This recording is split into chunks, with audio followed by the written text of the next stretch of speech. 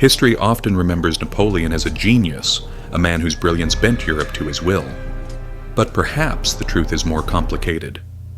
Perhaps he looked like a genius because so many of his enemies were blinded by arrogance, chained to outdated habits, or simply incapable of adapting when the world around them was changing. This is not just a story about blunders on the battlefield, it is about the human cost of pride. Each foolish order, each stubborn refusal to listen was paid for not by the generals who made them, but by tens of thousands of ordinary soldiers. Men who marched through mud and hunger, who stood in lines waiting for reinforcements that never came, who surrendered entire fortresses without a shot being fired. In this episode, we won't just laugh at the idiots of the Napoleonic Wars. We'll try to understand how ego, pride, and poor judgment turned battlefields into graveyards. From the Austrian general who surrendered before the first volley to the flamboyant king who died dressed like a peacock, these stories remind us that stupidity in high places is never harmless. It's tragic, and it shapes history. In the autumn of 1805, Austria placed its hopes in a man who looked good. On paper, Karl Mack von Lieberich, known simply as General Mack, had risen quickly through the ranks, favored by Emperor Francis II, and praised as an organizer, a planner, a man of staff-room memoranda and tidy formations. He believed that if you drew up the right plans, wrote the right orders, and kept discipline strict, then victory would naturally follow. The problem, of course, is that battlefields don't obey paperwork. When Napoleon began his sweeping campaign through southern Germany, moving with alarming speed, Mack did what he thought was sensible. He marched his 27,000 Austrians into the fortress city of Ulm, on the banks of the Danube, convinced that he could bottle up the French until Russian reinforcements arrived. He believed Napoleon's movements were mere bluffs, distractions that could be ignored. From behind Ulm's sturdy walls, Mack reassured himself that patience and order would win the day. But the French were not bluffing. Napoleon was orchestrating one of his most audacious maneuvers, a vast flanking movement that would swing around and encircle the Austrian scouts, and junior officers tried to warn Mack reports arrived that the French were on the move, that the jaws of the trap were closing. Subordinates urged him to break east while there was still a gap. But Mack, proud and rigid, dismissed their concerns as exaggerations. He clung to his orders. He clung to his plan. And so he sat in Ulm, surrounded. Imagine for a moment being one of the soldiers inside those walls. At first, perhaps you believed in your commander. The fortress seemed strong, the supplies would surely hold. But as the days passed, the skies turned gray with autumn rains, and the roads outside became rivers of mud. Each attempt to break out was smashed by French forces waiting just beyond the hills. Food dwindled, morale faltered, men deserted. And each evening, as the French cannons edged closer, the ordinary soldier had to wonder, why are we here? Why are we not moving? By mid-October, the noose had tightened completely. Napoleon's marshals blocked every road, and Austrian columns were driven back again and again. Communications were cut. Supplies collapsed, and the once proud army of 27,000 was trapped like game in a net. Finally, with no options left, Mack sent envoys to negotiate.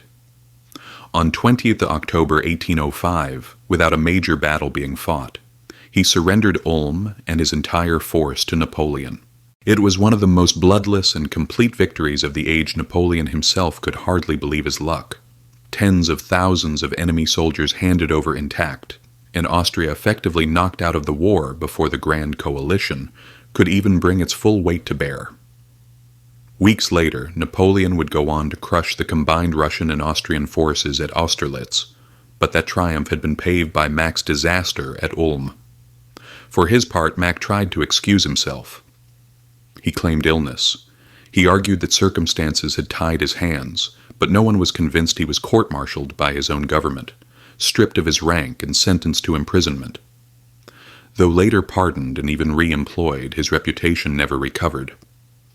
He blundered again in subsequent postings, as if Ulm had revealed not just a single mistake, but a pattern of arrogance and blindness. The tragedy of Karl Mack is not that he lost a battle, it's that he never fought one.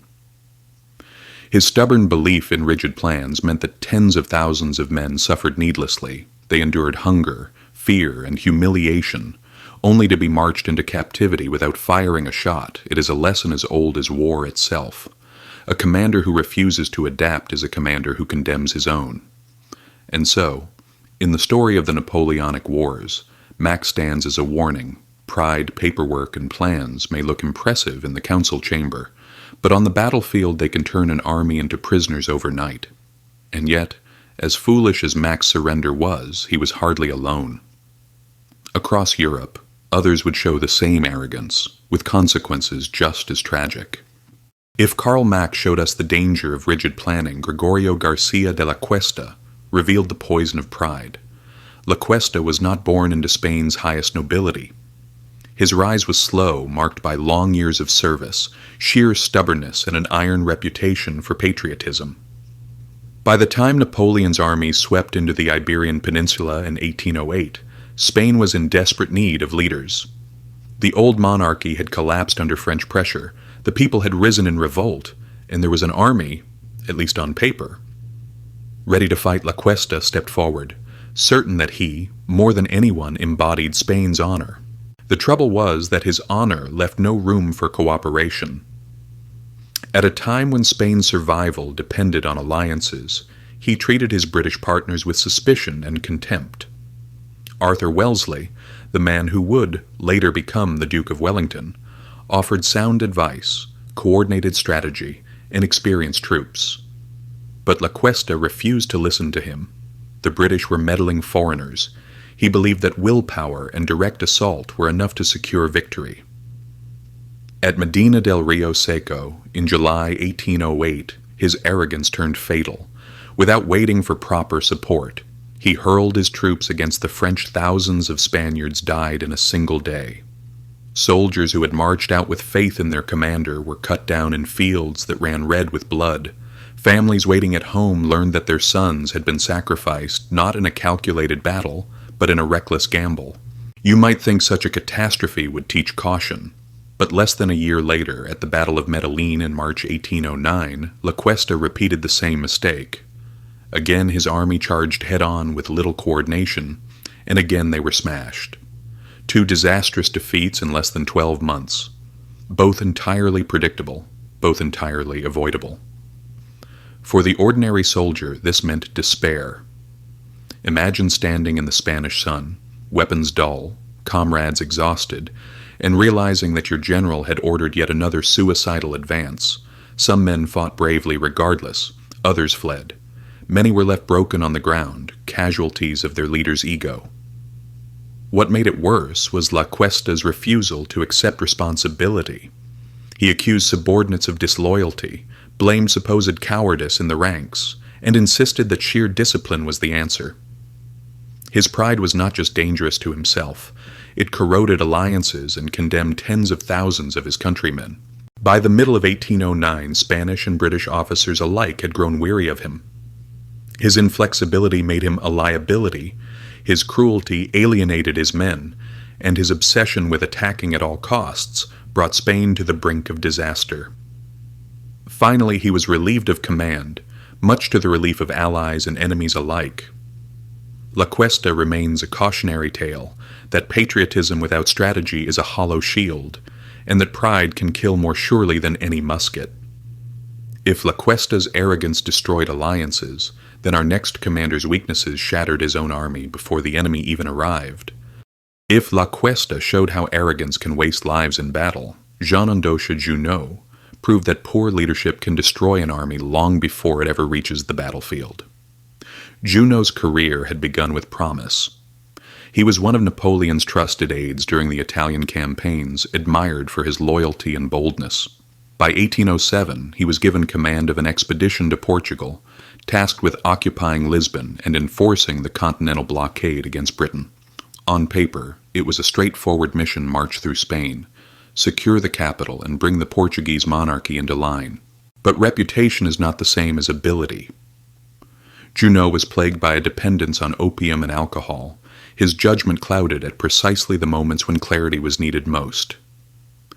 He demanded forced marches of up to 30 miles a day through the rough terrain of Spain, convinced that speed was everything. Soldiers dropped by the hundreds, unable to keep up. Horses collapsed on rocky roads, supplies dwindled. By the time his men staggered into Lisbon, they were half-starved, exhausted, and in no state to fight. And the cruel irony, there was no battle to win. The Portuguese royal family had already fled across the Atlantic to Brazil under British protection. Junot had arrived too late, with nothing to show for his men's suffering but empty streets and warehouses. The weeks that followed only deepened the disaster. Instead of stabilizing his occupation, Junot alienated the population with harsh requisitions. Food was seized, property taken, and resentment flared. Resistance spread through villages and towns, soon joined by British troops under Arthur Wellesley. What should have been a quiet consolidation turned into a rebellion. When the battle finally came at Vimiero in August 1808, Junot's exhausted army was poorly prepared.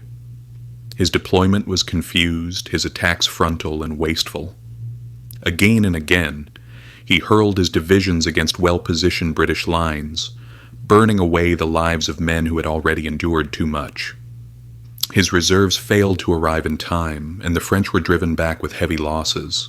For the common soldier, it was misery without purpose. They had marched until their boots fell apart, starved until their bellies ached, and now were ordered to charge into musket fire for a commander whose mind was clouded by drugs and despair. Napoleon himself remained calm when he heard the news, but trust in Junot began to evaporate. French officers muttered about his erratic behavior, his confused orders, his reliance on substances that left him dazed when decisions mattered most within weeks. The remnants of his battered army had to evacuate under the humiliating Convention of Sintra, sailing back to France with nothing achieved but scars. Junot's story is tragic, not only because he failed his mission, but because his men paid the price for his weaknesses. His loyalty to Napoleon could not compensate for his lack of lucidity. His soldiers needed a leader. They were given a man stumbling under the weight of his own addictions. If Junot's flaws undermined an empire abroad, our next figure reminds us that vanity and betrayal can destroy a kingdom at home. If Junot's failings revealed the danger of weakness, Joachim Murat embodied a different kind of disaster, the belief that glamour could stand in for strategy. Murat's rise was dazzling. The son of an innkeeper from southwestern France, he possessed extraordinary horsemanship and a flair for the dramatic. Napoleon noticed him early, bringing him into his inner circle. By the turn of the century, Murat was not only one of France's most flamboyant cavalry commanders, but also Napoleon's brother-in-law, having married Caroline Bonaparte. On the battlefield, he cut a figure almost too theatrical to be real. Plumed hats, gold-trimmed uniforms, and a reputation for fearless charges. But bravery is not a strategy. When Murat was crowned King of Naples in 1808, he wanted more than to be Napoleon's glittering sidekick. He dreamed of ruling in his own right, of carving out a legacy in Italy. Unfortunately, his ambition far exceeded his understanding of grand tactics. In 1813, Napoleon relied on him to hold Saxony during the desperate German campaigns. Murat squandered cavalry charges, failed to consolidate French positions, and gave the Allies breathing space after Leipzig. Instead of steady leadership, he veered between reckless bravery and outright panic. When Napoleon's fortunes waned, Murat secretly negotiated with Austria, hoping to save his Neapolitan throne. The gamble backfired. By switching sides too clumsily, he earned the distrust of both camps. When Napoleon escaped from Elba in 1815, Murat tried once again to ride fortune's wave, declaring war on Austria in a doomed attempt to rally Italian nationalism. It was a fantasy built on vanity. Within weeks, his army was shattered at Tolentino. His dream of an Italian kingdom collapsed in smoke. What followed was almost operatic in its irony. Fleeing in desperation, Murat attempted one last comeback. Landing in Calabria with a pitiful band of followers, he was quickly captured. On the 13th of October 1815, he faced a Neapolitan firing squad. Dressed, as always, in one of his elaborate uniforms, he refused a blindfold and ordered the soldiers to aim at his heart. It was bravado to the very end, but bravado could not disguise failure. Murat's story is a tragic caution. He had courage in abundance, but courage without judgment is little more than recklessness. He believed style could become substance, that the glitter of his uniforms could cover the cracks in his strategy. In the end, he betrayed Napoleon, lost his kingdom, and died as a spectacle rather than a sovereign. For the ordinary soldiers who followed him, his vanity was paid for in blood. For history, he remains a reminder that appearance without wisdom is as dangerous as cowardice. And yet vanity was not the only trap of Napoleon's marshals. Sometimes even blind obedience could doom an empire. If Murat showed us how vanity could ruin a kingdom, Emmanuel de Grouchy proved that sometimes even loyalty can be fatal. Grouchy was no incompetent fool. By most accounts, he was a capable cavalry officer, a man of steady discipline and long service. Napoleon valued him enough to raise him to marshal during the 100 Days in 1815, a time when every decision mattered. Yet it was in that brief, desperate campaign that Grouchy would become forever associated with the fall of an empire. After Napoleon's victory at Ligny on 16th of June, Grouchy was given a seemingly straightforward task: pursue the retreating Prussian army with 33,000 men and prevent them from reuniting with Wellington's Anglo-Allied forces. The instructions were clear: shadow the Prussians, keep them from turning back. On paper, it sounded simple. But history rarely unfolds as neatly as paper orders. 2 days later, on 18th of June, Napoleon fought for his life at Waterloo, across the rolling Belgian countryside. The sound of cannon roared like thunder. Grouchy heard it. His men heard it. Officers urged him to march to the sound of the guns, to follow instinct rather than ink, but Grouchy refused. He had been ordered to pursue the Prussians, and so he continued his plodding chase, convinced that obedience was more important than initiative. Meanwhile, the Prussians, under Blücher, marched not away, but towards the battlefield. By late afternoon, nearly 50,000 fresh troops crashed onto Napoleon's right flank, tilting the balance decisively. The French army, exhausted after hours of brutal combat, collapsed. What might have been a hard-fought struggle turned into a rout. Napoleon's empire ended in mud, smoke, and blood. For Grouchy, the tragedy was bitter. His core remained intact, largely untouched by the slaughter, but it played no part in the battle that decided Europe's fate. To Napoleon, it was as if 30,000 men had simply vanished. Later, the emperor is said to have remarked, "Grouchy was as good as 30,000 men less." Imagine the perspective of a French soldier under Grouchy's command. You hear the distant thunder of cannon, you feel the ground shake beneath your boots, and you know your comrades are dying without you. You march along muddy roads, chasing shadows of Prussians, while the true battle, the one that decides your future, rages elsewhere. Powerless, you arrive too late, carrying muskets that never fired in defense of your emperor. Historians debate whether Grouchy could have saved Napoleon. Some argue that Waterloo was already lost. Others believe his presence on the field might at least have delayed the inevitable. But what is certain is this: Grouchy's blind obedience turned loyalty into failure. He followed orders, yes, but he failed France. And while Grouchy's caution cost an empire, Spain's generals showed how incompetence on a grand scale could waste entire nations. If Grouchy's flaw was blind obedience, Spain's generals showed how systemic decay could cripple an entire nation. When Napoleon's armies poured into the Iberian Peninsula in 1808, Spain looked formidable on paper. It could raise hundreds of thousands of troops, far more than Britain ever sent under Wellington.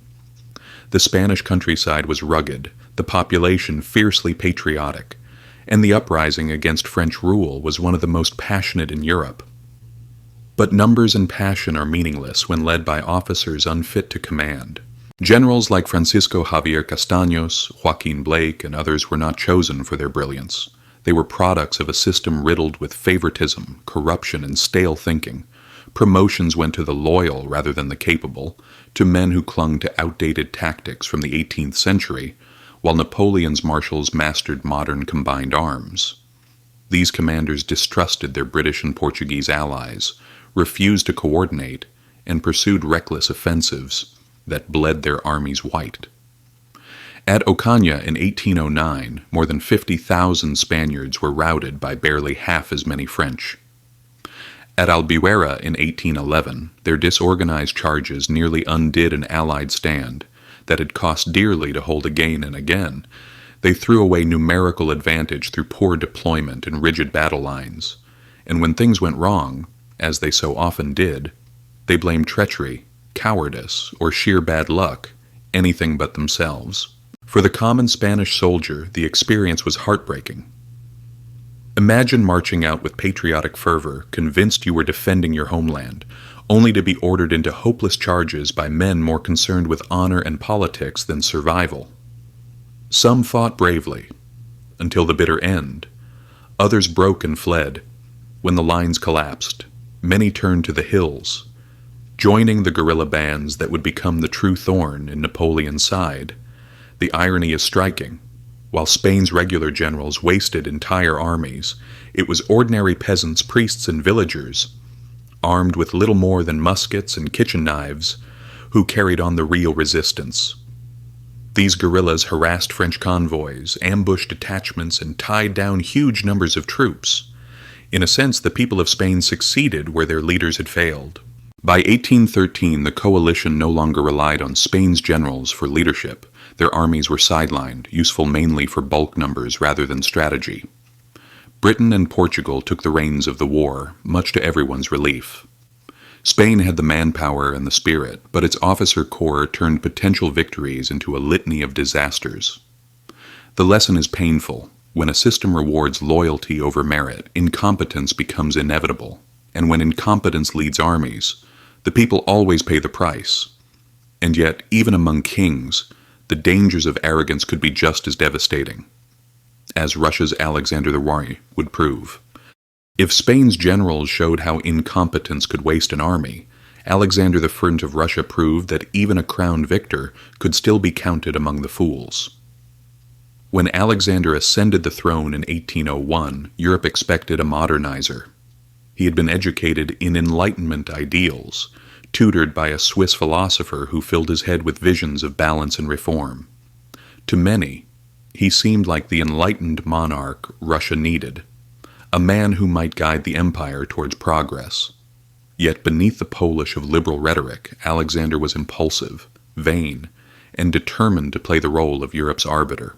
From the outset, he fixated on stopping Napoleon coalition after coalition was built under his urging, alliances stitched together with promises of glory and security. But these alliances sent Russia into wars it was not ready to fight. At Austerlitz in 1805, Alexander pressed for battle against the advice of seasoned generals. The result was catastrophic. Napoleon exploited gaps in the Russian-Austrian line and crushed them. Thousands of Russian soldiers lay dead in the frosted fields while their young Tsar, barely 28, looked on helplessly. More disasters followed. At Eylau and Friedland in 1807, Alexander's armies fought bravely, but were bled white, forcing him into the humiliating Treaty of Tilsit. Each time his pride pushed him further, unwilling to concede that Russia's backward economy, stretched supply lines, and outdated officer corps made victory improbable. And then came 1812. Napoleon invaded Russia with the largest army Europe had ever seen. Alexander, still driven by prestige, refused to negotiate, even as Russian forces retreated deeper and deeper, ceding vast territories. By September, Moscow itself was in flames. For ordinary Russians, it was devastation. Homes destroyed, families scattered, livelihoods burned. Alexander called it a sacrifice for the motherland. For peasants trudging into the snow, it was survival in the ruins of their lives. Winter and attrition did what strategy could not. Napoleon's Grande Armée collapsed. By 1814, Russian soldiers were marching into Paris. Alexander could claim triumph. The savior of Europe, the monarch who had outlasted Napoleon. But the cost was staggering. Hundreds of thousands of Russians dead, an economy crippled, and a society scarred by endless war. What's more, victory inflated his sense of divine mission. In the years that followed, he embraced conservatism, suppressing reformers, crushing dissent, and binding Europe in the Holy Alliance. The man who once flirted with Enlightenment ideals became a reactionary ruler, convinced God had chosen him to preserve order. For those who had hoped for freedom, it was a bitter betrayal. So was Alexander truly a victor, or was he a fool who prolonged conflict, wasted lives, and mistook divine favor for wisdom? History remembers him as both the man who broke Napoleon and shackled his own empire to stagnation. And with that, our journey through the Napoleonic Wars' greatest blunders comes full circle. From defeated generals to deluded kings, each proving that arrogance can be as deadly as any cannon. Across the battlefields of the Napoleonic Wars, the story is not only one of genius and glory, but of folly. From Karl Mack's surrender at Ulm to Alexander I's prideful crusades, we've seen how arrogance, vanity, rigidity, and blind obedience shaped history just as much as strategy and courage. It is easy to laugh at these figures, to label them as clowns in uniform. And yes, some of their choices border on the absurd, marching in the wrong direction, switching sides like a reality show contestant, or believing style could substitute for substance. But behind every blunder were thousands of ordinary men and women who paid the price. Soldiers marched into captivity, farmers lost their homes to requisition, and families grieved sons buried in foreign fields. The stupidity of leaders was never harmless. It was written in blood across Europe. What stands out, too, is the contrast. Napoleon is remembered as a genius, not only because of his brilliance, but because so many of his enemies were trapped by their own flaws. He adapted. While they clung to pride, he seized the opportunity, while they mistook stubbornness for strength. In the end, it wasn't just genius that shaped the map of Europe. It was the catastrophic failures of those who opposed him. And yet, there is a lesson here for us as much as for them. History warns that arrogance at the top always trickles down. The soldiers at Ulm, at Medellin, at Waterloo, they did not choose their fate. They followed orders, trusted their commanders, and paid with their lives. The real tragedy of the Napoleonic Wars is not simply that some men were fools, but that entire nations bore the consequences. So when we look back at this era, we might chuckle at the ridiculous uniforms or the pompous proclamations, but we should also remember the human cost of pride and ask ourselves, how often has history been shaped not by brilliance but by folly?